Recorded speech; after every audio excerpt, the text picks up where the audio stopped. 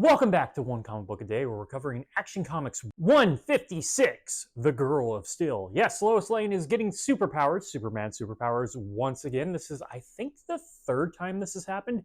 I don't remember the second time. One of the times it was a dream. I feel like the second time was also not real.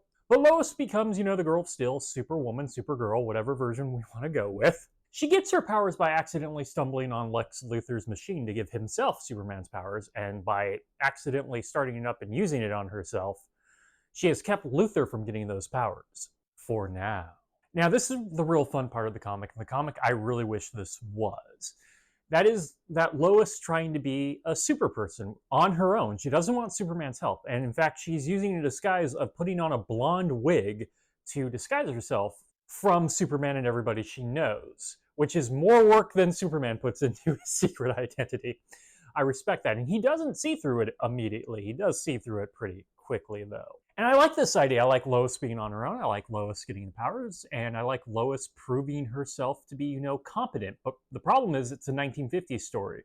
So the idea is, and this idea is not bad per se, that because Lois has no training with these powers, she's actually more of walking chaos, or flying chaos in this circumstance. And Superman has to keep fixing things she does as she tries to save people.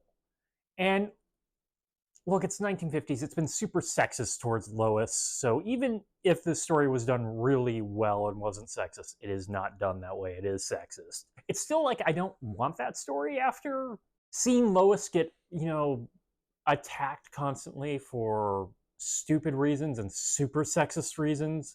Kind of just want a story where she kind of proves herself as an equal. But no, this is a lot of complaints about how Lois is a silly girl and Superman really talking down to her. Luthor tries to get the powers back by tricking her into thinking he has captured Superman, and as he's about to do his thing, the dummy he has set up to be Superman is in fact Superman. He switched himself out, which is a hell of a twist. And they take him down together. Lois no longer has the superpowers because they only lasted for 8 hours, and they've destroyed the machine that Luthor will never rebuild. Though it's not exactly the first time Luthor has gotten Superman's powers. I guess he didn't get them in this story, but he did have superpowers with that Power Stone and that electric powers he got when he was being...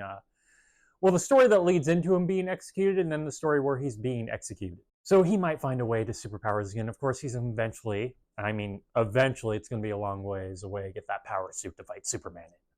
So a enjoyable idea that I don't really like the execution of.